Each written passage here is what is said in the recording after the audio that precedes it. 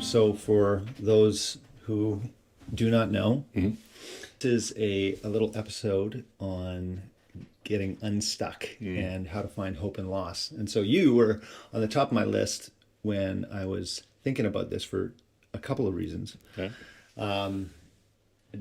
First of all, you have helped counsel, coach my family and myself for even my folks, like there's 20 plus 24 years. Yeah. 24 years ago. Yeah, it's a long run. And also both of my marriages, you being a part of, and just myself, my own journey for 8 years. And your mom's recent wedding. Oh, that's right. And my mom, shoot. Yeah, that's right. So lots of stuff there. Yeah. I want to put that down for people so they understand.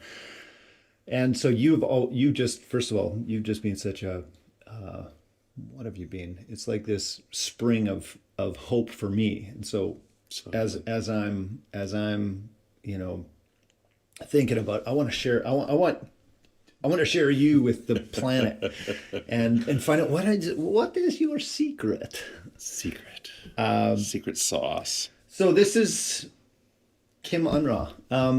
So why don't you, who are you? What is your title, your profession? Give us a quick little introduction of who you are and what you do. Have my own company, Inspired Life Training, work with individuals, marriages, families, leaders. It's kind of my sweet spot as leaders. And actually it's to help them get unstuck. At one point at the beginning, I would say, I'm an emotional tow truck driver. And so one guy shot back, he's like, so you drive a truck and cry a lot? Or so I was like, oh, no. I help people get unstuck emotionally. So you drive into a ditch, forward, reverse. You can't get out on your own. Right. You might need someone to come along and just pull you out for a bit. Yeah. Just get you back on the path and okay, how did you get here? Okay, next time I think I'd recommend this, but let's be on your way. So that's what I desired to do, is to help get people unstuck. Do you use that exact word? Oh yeah, all the time. Oh wow. Okay. Oh yeah, cool. Yeah. And so just because everyone gets stuck, everyone gets a bit lost. Everyone gets in their own head. Everyone goes through loss. Everyone has some kind of lack in their life. It's almost like the design is that you're going to need help. We're all designed to need community, to need feedback, to need a mirror in front of us to go, this is who I think I am. Who do you say that I am? Right. And so just trying to be that for people. Just let me remind you who you are, and let's discern together as to who you're called to be and help you get there. So we go back into childhood stuff. It's like, okay, where did that get you stuck? Go back into even present stuff or recent stuff or yesterday stuff. It's like, how did that get you stuck? And then what are the mindsets or the truth? If the truth sets you free, then what is the truth you need to know? What are the lies that you believe? And then helping them move forward. And so it's so rewarding. So I do that about 3 days a week. And then the rest of my time is discipleship and mentoring, which is a big word. And obviously discipleship has a spiritual component. So we spend quite a bit of time helping people learn how to lead others toward fulfillment, towards understanding their calling, their what they're passionate about, and getting them on that journey. And there's people that are stuck in poverty, people that are stuck in just feeling lost. That's kind of our sweet spot. Well, shoot, you just answered. I have a list of questions here, and you basically answered most of them. So anyway, thank you. Hey, well done. And sometimes I wonder. So you're the Inspired Life Training. So are you considered a coach or a counselor? An emotional health coach. An emotional health. Oh, I like that line. Yeah. Come on. Okay, emotional health. I was going to put in emotional tow truck driver, Yeah. but not many people understood it. So I was just Yeah, like, it has pass. maybe some connotations. Okay, and so you said everybody has loss, or everybody has been stuck or gets stuck. Yeah. So I'd love to ask you a little bit about your personal self, Okay. and then I'd like to see, what kind of tricks how do you, what works, what has worked, what hasn't worked for as you worked with leaders, people, couples. Yeah. I know you're trained with a lot of couple stuff. So real quick, this is a tweak on a question I just heard a couple weeks ago. Is if you were in a room with everyone you've ever met, who would you gravitate towards first in order to thank them for helping you get unstuck? What a question. I would have to stop first at my bride. We've been married 37 years, and she has just been the most patient, most kind, most ass-kicking. It's like, she's just like, no, what are you going to do about that? So she just is very merciful, but very strong. I always knew I wanted to marry a strong woman, and then I did, and it's like, oh, she's strong. And so I'd have to thank her. I'd have to thank some of my really close long-term friends, the Bruces, the Chris's, the Nigels. Oh, Nigel, man. So just their ability to come alongside of me when I'm stuck. In my moments of great loss, they have just flown to wherever I am. These Like guys. literally flown. Yeah, they're there within 2 days. Nigel lives in London, England, right? So he'll just like, I'm coming over. I'm like, okay. It's like, and people will stay up all night praying for me, all that kind of stuff. And so just the group of friends, which has been a journey. I have a lot of loss around friendship. And so the choice to trust again and to be vulnerable again, to open up the vault again, knowing that they could really hurt me. Yeah. I mean, it's like, I'm willing to pay that cost for the benefit that I know is there, even though the cost is outrageous. So I'd have to thank my friends. There's been some spiritual mentors that have believed in me, have seen things in me that I didn't see, and I owe them a debt of gratitude I can never repay. And so, so John and Curry, and so I mean, just all these people that have been patient and kind and gentle, and yet really call you out. It's like, no, that I think you're capable of so much more. And I'm like, yeah, I don't think so. It's like, oh, you are, and we're going to give you an opportunity. Right. And I'm like, but, and so they'll set it up so that I have to take this step, even though on my own I would never take it.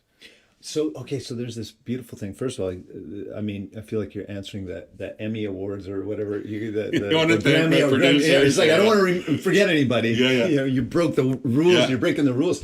And I love it. It sounds like you have a lot of friends. And I want to come back to this idea of,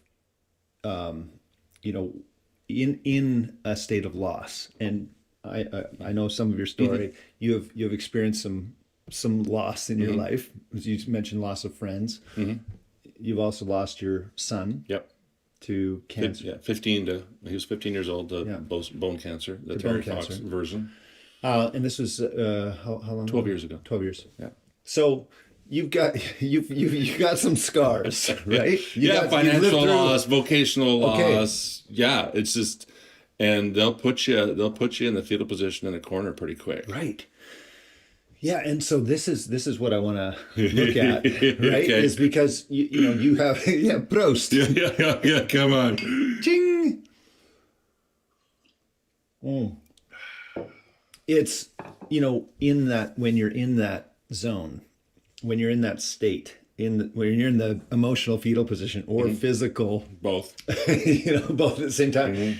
It's I love, first of all, that you kind of honor, like, everyone has loss, right? Everyone does experience. Your path will be narrow, and you will fall off at some point. Yeah, that is a prophecy that's just true, right? and so what's fascinating is, like, someone like yourself who is seen as and is a leader who coaches people out of this.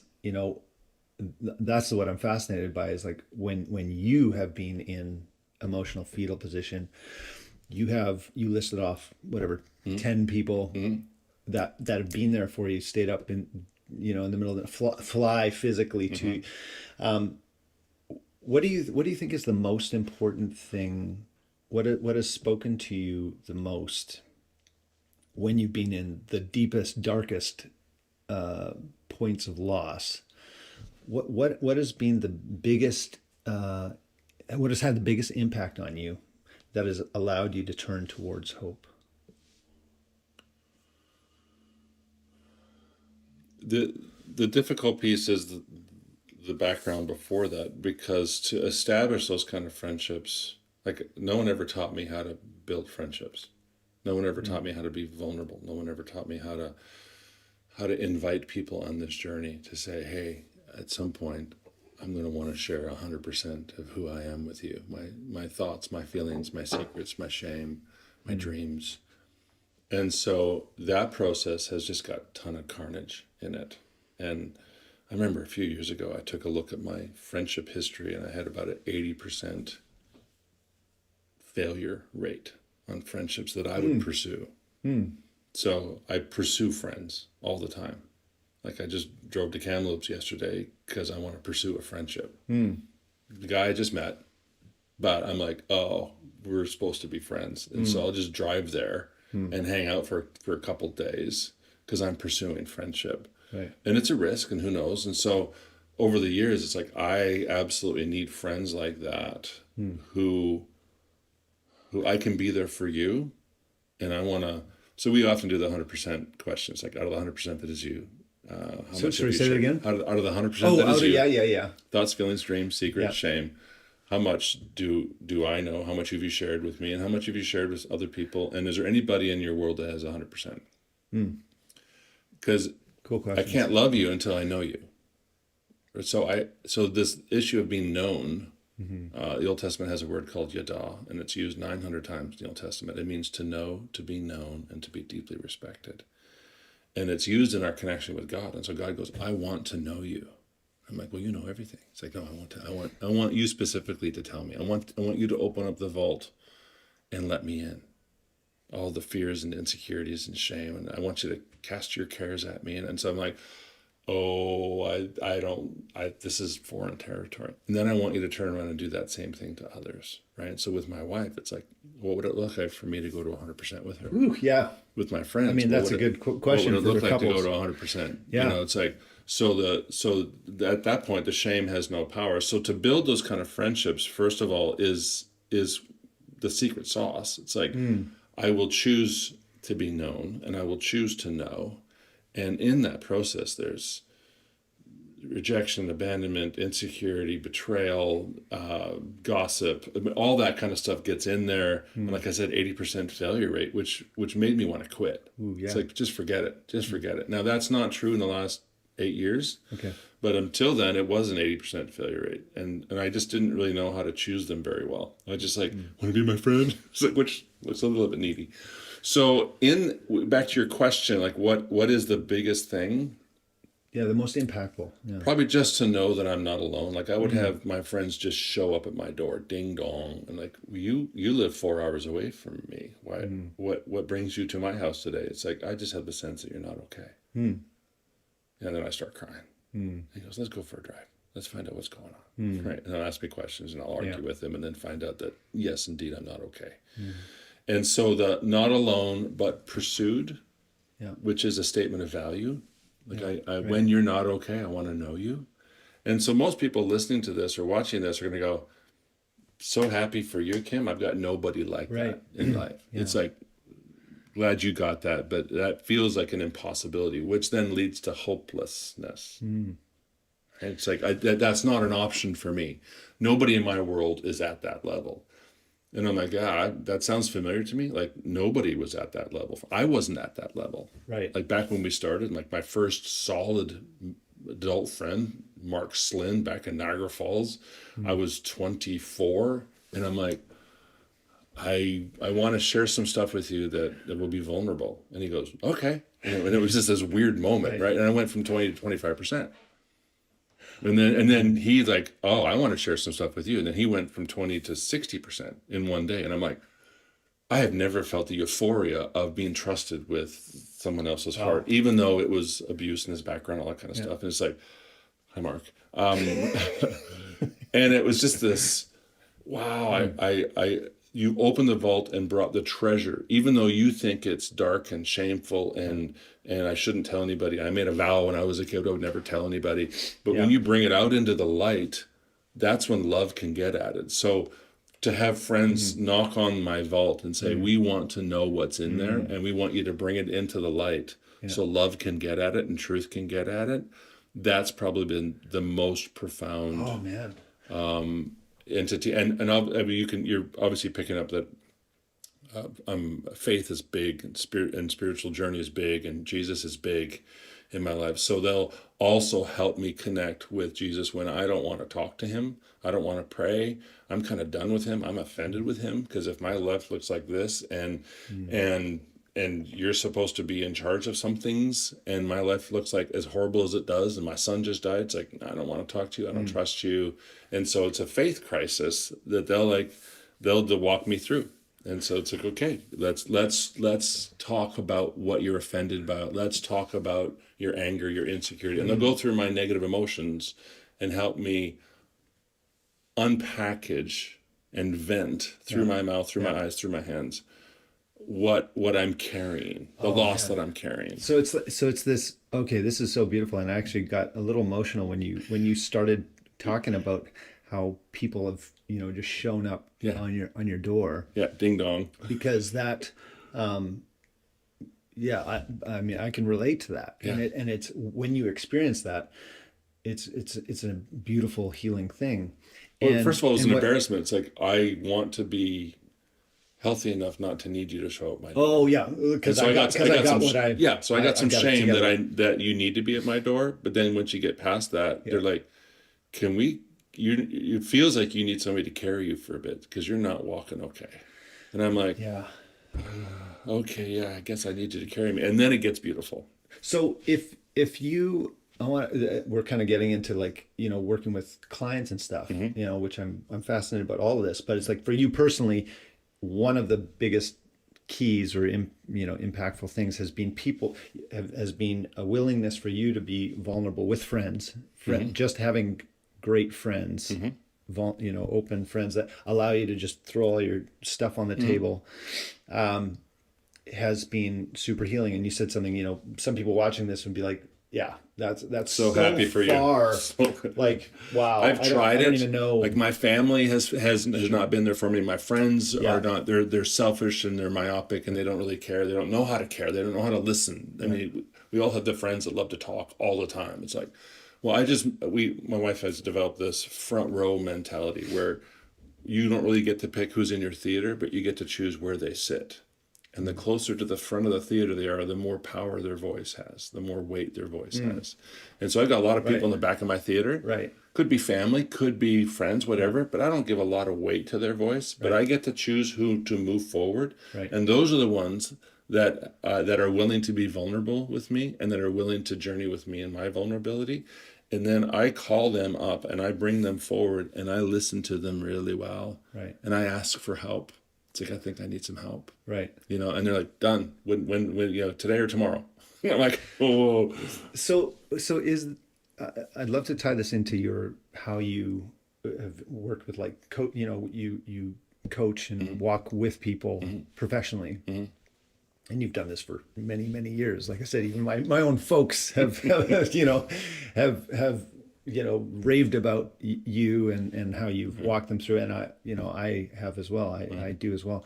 And I'm curious how over the last 20 decades that you've been working with people, and as you've seen all of these people unstuck, right? If you could put all those people that you've ever worked with in a room, right? They're all there, and all the, hey, how are you doing? What's happening? And all the stuckness and all the hopelessness that has been in front of you in those rooms and coffee shops that you've connected with these people. What is the common thread that you would lace through all of what do they all have in common? Travis Bradbury's got a great book, EI 2.0. It's an older book, but he just kind of unpackages emotional intelligence. And emotional intelligence being defined is the ability to understand your emotions and manage them in a healthy manner. And that's where most people get stuck. And so that moves into ability to understand your relationships and manage them in a healthy manner, right? So you can't do that unless you're able to manage your own emotions. And so I had to, most of our childhoods are not filled with safe places to talk about our negative emotion. Hey, Dad, I have some lust I want to talk to you about. It's like, it's just not a thing, right? Or like, I am so pissed off right now. It's just not, he's like, no, calm down. No, Right. don't give me that face. And so it's not normally a safe thing to bring our negative emotion to the family, to parents, siblings, Right. whatever. And so we've been taught and trained, temper that. Okay. Anger comes down. Okay. Interest. Nice, be nice. Yeah. No, don't be the most interesting, be the most interested person in the room. I mean, that's part of that's sales. That's everything. Right. And so therefore we don't know what to do with our negative emotion. So when I see people stuck, they're stuck in their negative emotion. Okay. Always.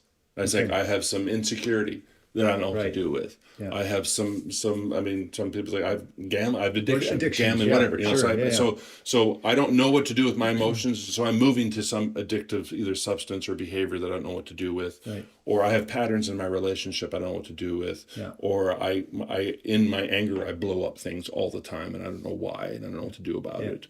Or I don't trust people. I have an intimacy anorexia. I just have a big wall and I live behind my wall. Yeah. And I don't understand why people don't want to be with me. You know, so we have been designed, I believe, by God to have certain attachment needs. This is Dr. Sue Johnson did a lot of great work. And so attachment needs are like, I need to feel secure. I need to feel significant. Right. So under security is like, can I trust you? Will you take my side and protect me? Significance, will you listen to me? Do you make me a priority? Do I belong? Will you spend time with me and invest? You know, so it's like, if I don't feel significant, then I'm insignificant. If I don't feel secure, then I'm insecure. And so all of our negative emotion, and this was Dr. Sue Johnson, her book, Created for Connection is one of them. But anyway, all of her, it's like every negative emotion we feel is because of a lack of one of these attachment needs. And I'm like, so I started to look at that. It's like, okay, when I blew up over there, oh yeah, I had this attachment need that wasn't met. And so when I see people stuck, I'm like, oh, you have a negative emotion that you don't know what to do with. So people come as like, I'm depressed. It's like, okay. Depression, the best definition I know of is a long series of unresolved losses that have culminated in the loss of hope. So you have lost finances, lost cool relationship, loss business, loss friendship, loss with your own health, loss with your confidence. You thought you were good, then realized you weren't good, or you failed at something. Loss because of some shame came in, or whatever the negative emotion is. You don't know what to do with your loss, and therefore you have lost hope because you're just spinning in loss. And so to find them in whatever pit they're in and go, okay, let's start with some empathy. And so I'll be able to go, I may not be able to connect with all of your stuff, but I know a little bit what it feels like to be lost. Right. And I have no judgment for you, and I'm here to help. And it's just not to be alone and to have a safe place to talk about, I am so scared, or I'm so angry, or I'm so lonely, or I'm depressed or anxious. Like, my favorite people are the anxious people.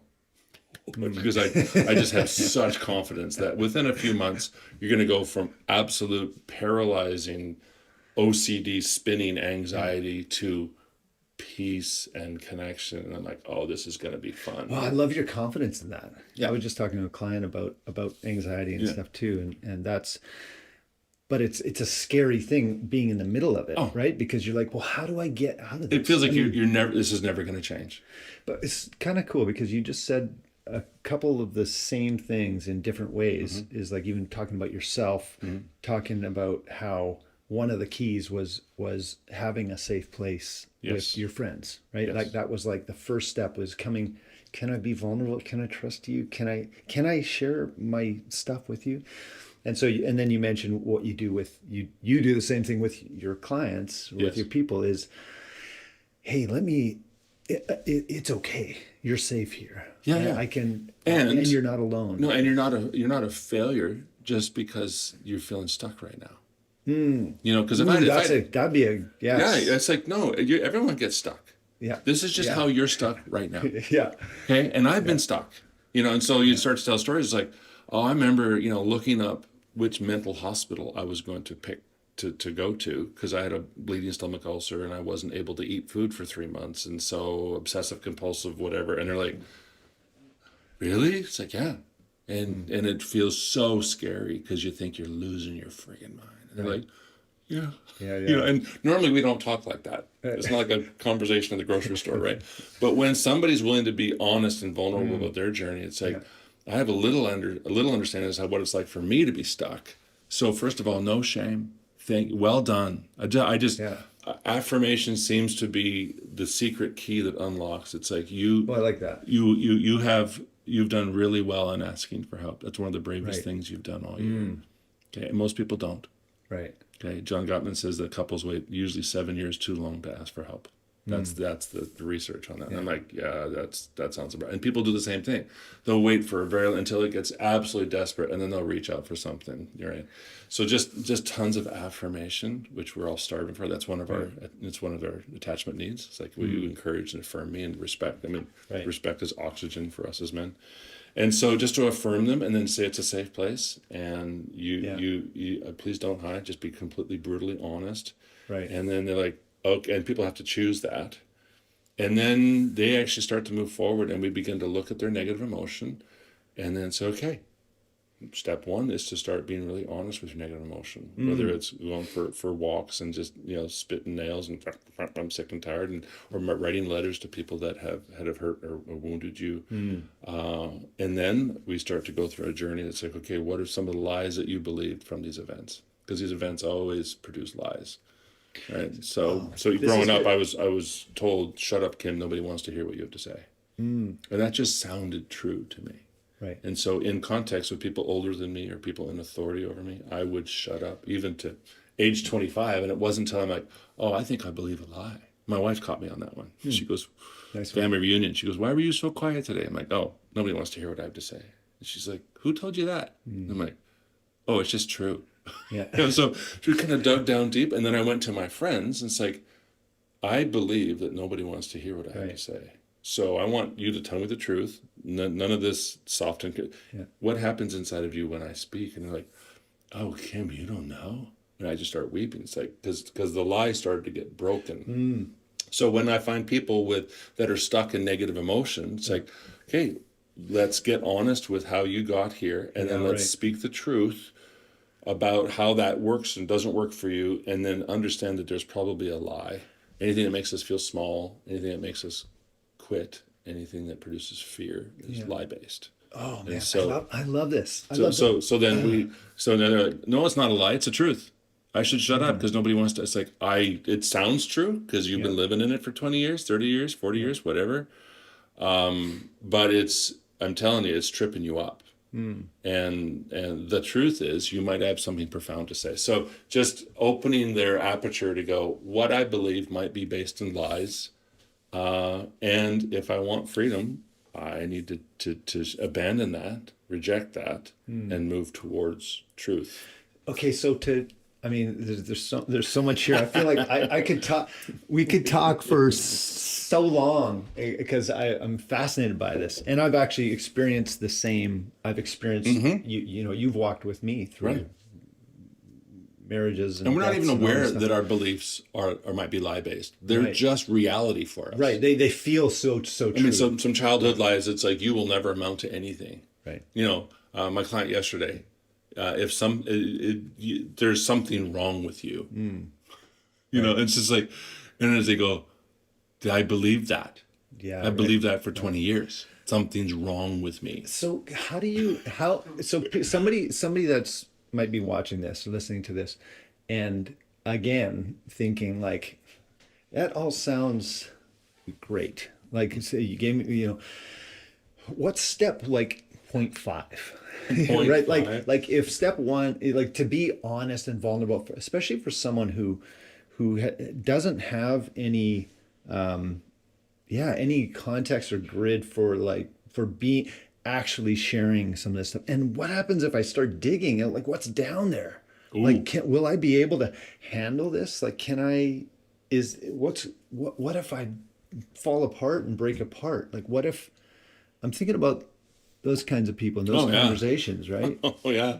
At some point the distress of chaos, loneliness overcomes the hurdle of vulnerability. It's at some point it's like, I am so stuck, I am so hungry, I am so lonely, I am so lost that I'm just going to have to start calling out for help.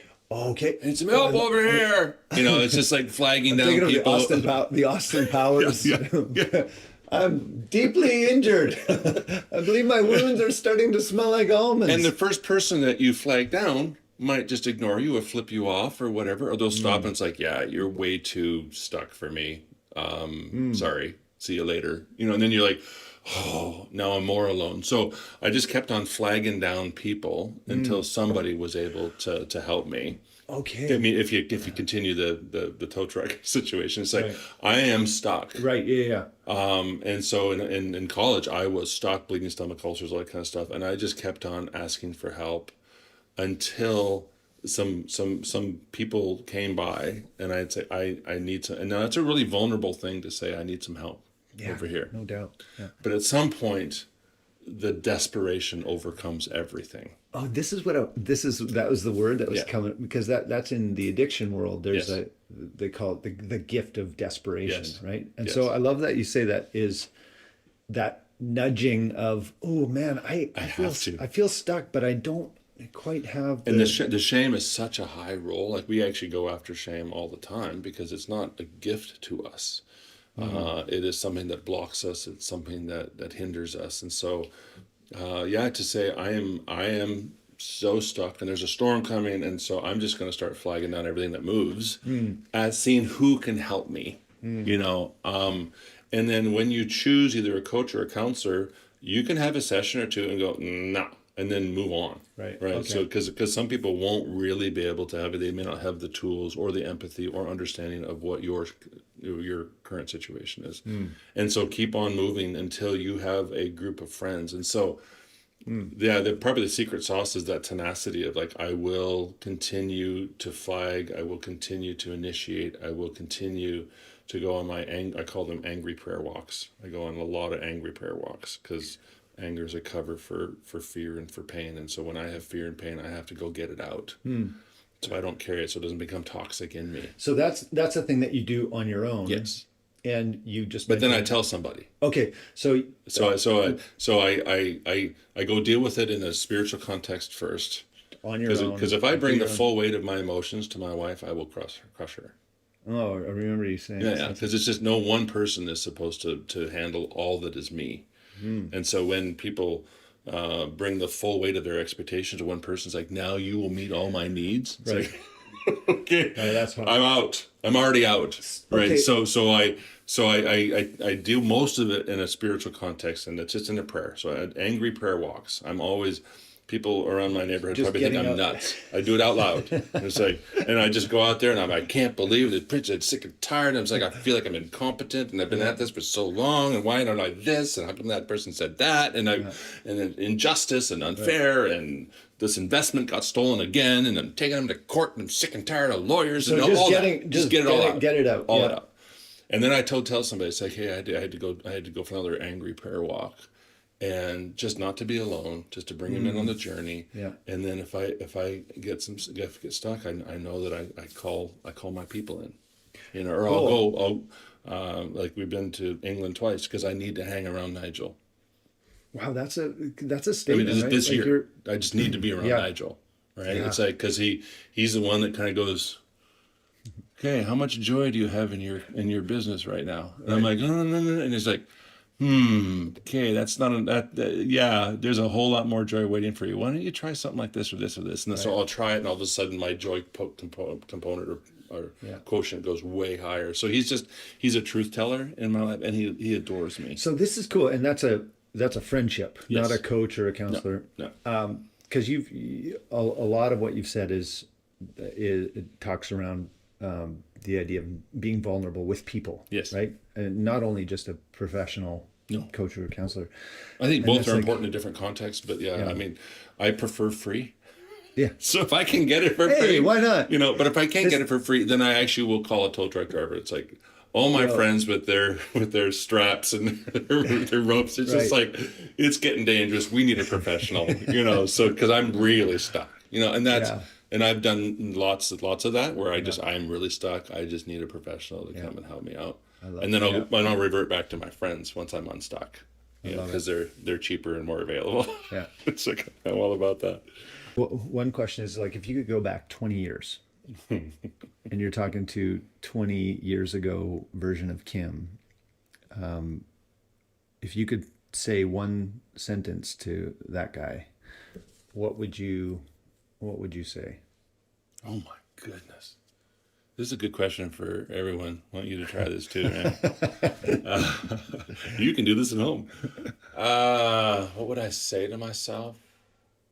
I spent 25 years leading in the context of organized religion, and I would say to myself 20 years ago, there is another way to do this that doesn't come with all the expectations and shoulds and oughts that religion can bring. And so I know that's a loaded statement, but for me, there is way more fruit. There's way more Jesus now that I don't have the yoke of expectations, shoulds, and oughts, and you need to lead this big thing. And so for me, lots of other people do really well at it. For me, I'm like, oh, I just need something way more simple. So I would have told myself, think about what simple community looks like. Simple friendship, simple church, simple finances, simple living. So we have downscaled our life dramatically because I want space. I've downscaled my schedule dramatically. I spent 25 years working 72 hours a week on average. And then, shock of all shocks, I had a medical stress leave of 6 months because I hit the wall. Okay. So I really downsized my budget, really downsized my schedule.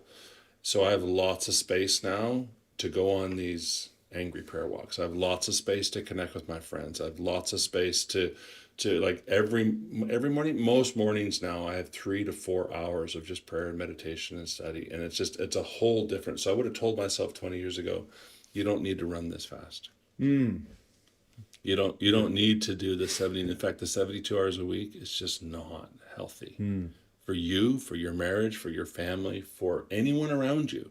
Yeah. It's not a benefit. And so I just would have stopped the hamster wheel, and it's just like, oh, maybe there's a way to do this where my impact can go up and my stress can go down. Would you have listened to yourself? I would have said, nice thought, not possible. Right. So I may have. If it depends on how convincing I was to myself. Listen, like, I really need Jerry. You know, I was like, I was like, oh, maybe there's another way. You know, in fact, some lady came over and just sat with my wife, and she goes, Darlene, there's a different way to do this than what you're doing right now. And Darlene's like, really? It's like, oh yeah, you don't have to run at this pace. You know that Jesus often withdrew to a solitary place to pray. So he wasn't about come on, let's take this by force. And he's like, there's just lots of space, lots of peace, lots of connection. And he just didn't live according to expectations and shoulds and oughts. And so my world has become way closer to what I see in the Gospels than it is towards what I was doing for 25 years. Just the pace and the shoulds and I've said it so many times. But so that was what I would say to myself. Okay, so 20 years ago. I love that. what would you say to someone who's watching this, who's getting there on the desperation scale of wanting hope, wanting to be unstuck, who doesn't have a faith, doesn't care about faith, doesn't believe in it, just is. What would you want to say? What would you want to say to that person? I would still go for a prayer walk, even if you're convinced you're not talking to anybody. But all the research shows that to get it out loud is really healthy. And so you empty the cup, but then to have an empty cup is empty. It's like, well, I scooped it all out. Now all I have is an empty cup. And so then the next part is like, how do I fill this? And so even if you don't have a faith base, it's like, I'm going to choose one person who may or may not be worthy of trust. I sure hope they're worthy of trust. But I'm going to start at 10%, open the vault, and I want to see what they do with it. And if they do well with it, then I'll go 15%. And so it's not your full, here's the core of who I am, and here's my negative emotion, and would you care for me? It's just like, more please. It's like, no, just start at 10%. Okay. Now, knowing that they desperately want the very same thing you want.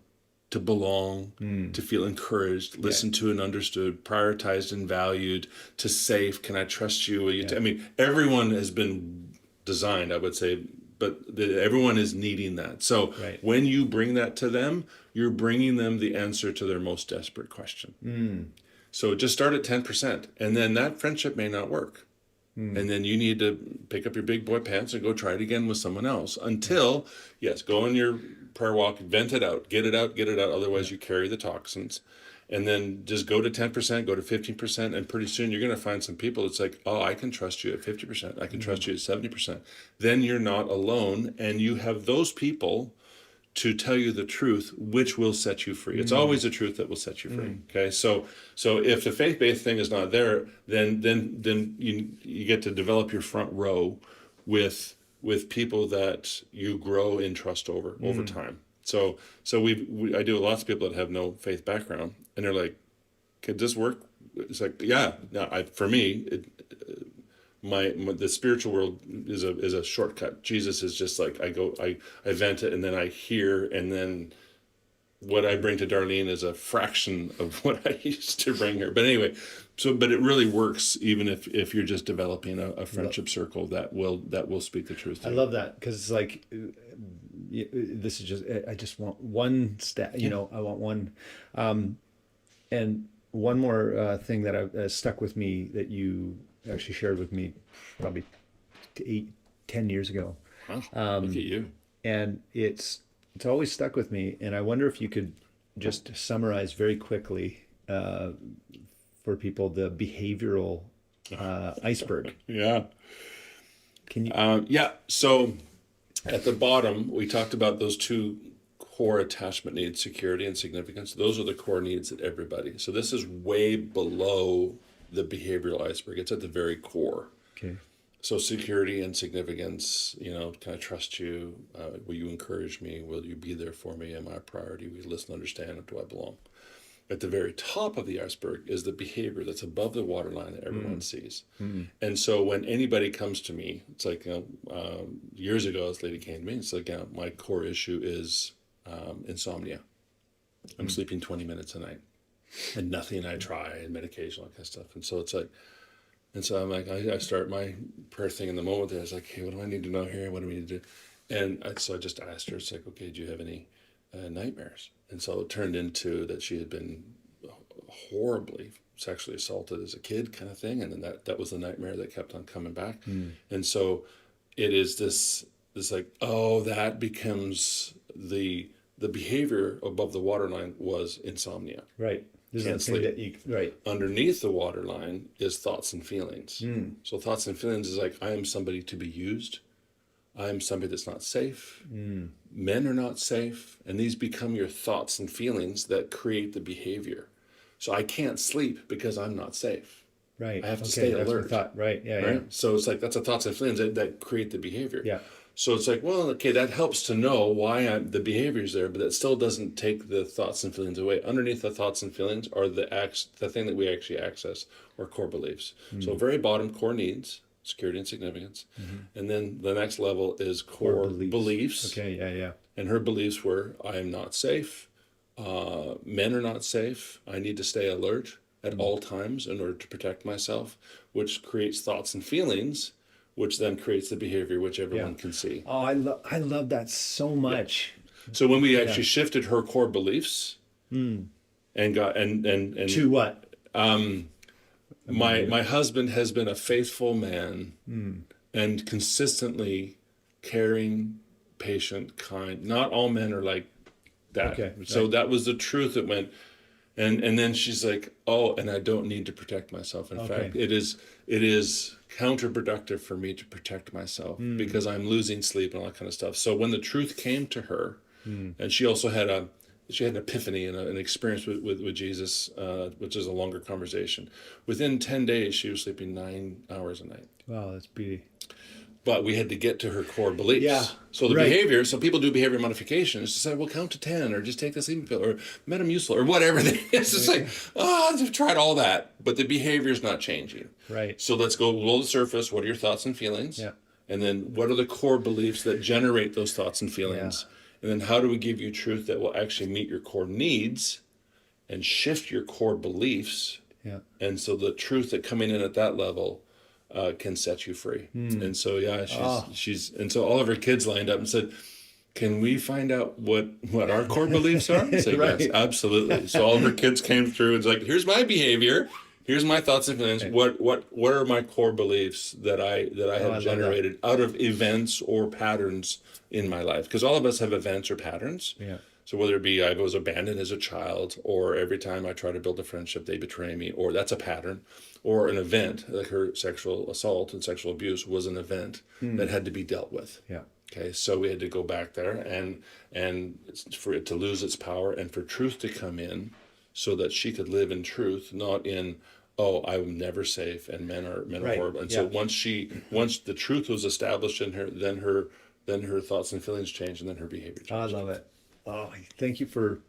I don't know if that was brief, but that's kind of how it works. It wasn't very brief, but it's okay. It's gold. It's truth. Yeah. And I love that how much that helped me in trying to understand, because a lot of times, I know for myself and probably everyone listening has had these things or have these things that are like, oh, I wish I could stop doing that, or I wish I want to take that away. I want to take a pill or whatever, but like.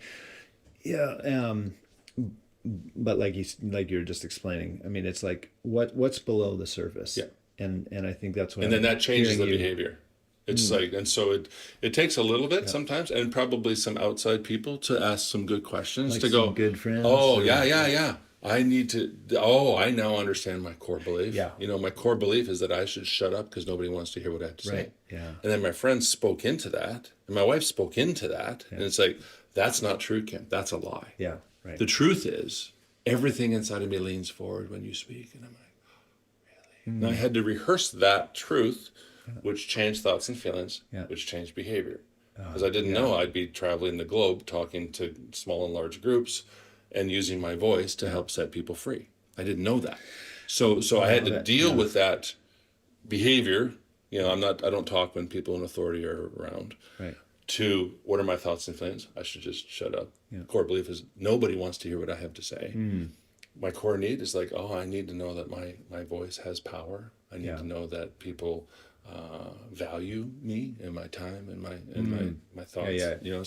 So now the core beliefs have shifted toward the truth. So that, and I've talked to my brother about that. He's like, I have no intention. And so we're all good now. But it took a while for me to go, oh, that just some of those throwaway lines spun me right crazy? out. That's wild. Hey? For decades, it spun me out. And he has no intention. It's like, I'm not trying to shut down your voice for the rest of your life. But that's how it works. We get these events or these patterns that create core beliefs that are not based in truth. They produce fear. They make me feel small. And they make me want to quit. That's when I know it's a lie. And I'm like, I want to abandon a lie And then with either a professional tow truck driver or some friends, I want to find the truth so that I can live based on that truth. And I have to write the truth on my mirror. And so in the mornings, I have a list of truth that I go out loud. I go through it because we train our souls by what comes out of our mouth. So I have to speak out loud the truth, and then I start living in the truth, and my thoughts and feelings line up, and then my behavior lines up. And I get to live the life that I have been destined and called to live, and make an impact, and walk in love, joy, and peace. And I'm like, come on, sign me up. That's beautiful. Sounds too good to be true, but it is a reality. And to be able to walk beside people and see them walk into the truth and experience more love, more joy, more peace, less anxiety, less depression. It is a high honor. Whew. Well, I want to really thank you for not only just sharing some of your story and your wisdom here, but also just thank you for, I've experienced that from you, walking with me and my family for years. And so thank you for being that and being that safe place. I always look forward to hanging out with you because I know you're going to get the real deal. And because you opened the vault door and like, let's go for a tour. I don't know where this is coming from, or I'm not sure about this, but there is a choice on your part to be vulnerable. That is the key to change. Your choice to be vulnerable. Your choice to go, this is not working for me. I might need some help. Yeah. And that has made a difference for you. And my choice to be vulnerable has made a difference for me. So a lot of people, it's like, no, and I made a vow when I was a kid, I will never tell anybody about this. Right. And at some point I'm like, oh, that vow is getting in the way of me being 100% known. Right. So I had to choose 3 guys on the planet. It's like, I'm going to take you through a tour of my vault. Over the next 6 months, I'm going to go to 100% with you. Because the lie was... 100? Yeah. So the lie was, if anybody really knew me, they'd reject me. Right. Yeah, I think most people, Right. I mean... That's, so I like, what good... am I going to do with that lie? It's like, well, I'm going to get 3 people that will have a full tour of everything I'm most ashamed of, including the thing no one's ever going to find out about this. Yeah. I'm going to take them through a tour so that light and love can get to it. And so now I no longer believe that if you really got to know me, you wouldn't like me anymore. Because that has been disproven 3 times because I chose to give a person a full tour. So at some point... That is actually just the song right before we started. Yeah. Like that's the song. Yeah. It's like, if I could only get out of my own way, that's when the light shines on through. Right? It's like that's when the light shines through, is when I can let be vulnerable. You're using this word vulnerable a lot. Right? It is really key. If I could be vulnerable and not let some of those lies get in front of me, and actually trust or try something. Yeah, and if one person doesn't do well, okay, I'm gonna go try it again. Yeah. And that's the hard part. When I'm over 5. It's like, okay, let's try number 6. Because but it's like, I'm not willing to live with this insecurity. I'm not willing to live with this anxiety. I'm not willing to live with this depression. I'm not willing to do this. Yeah. And so I'm gonna continue to flag down people until I find somebody who can help me. Oh, I love it. Or I'm like, who should I call? It's like, do you know a tow truck driver? Do you know? It's like, I'm gonna call.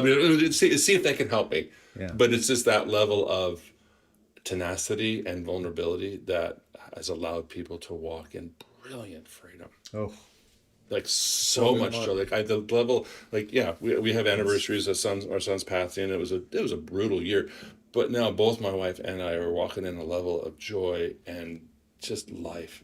She is a woman filled with life, and normally mothers, the death of a child is it takes them out, sometimes forever. So to watch her just be full of life and joy, and I'm like, laughter, she laughs, and the whole room lights up, and I'm like, good job, baby. So oh, that's beautiful. Yeah. Well, thank you so much. Thank you, buddy. Appreciate well you. done. I love you. Love you. I will hear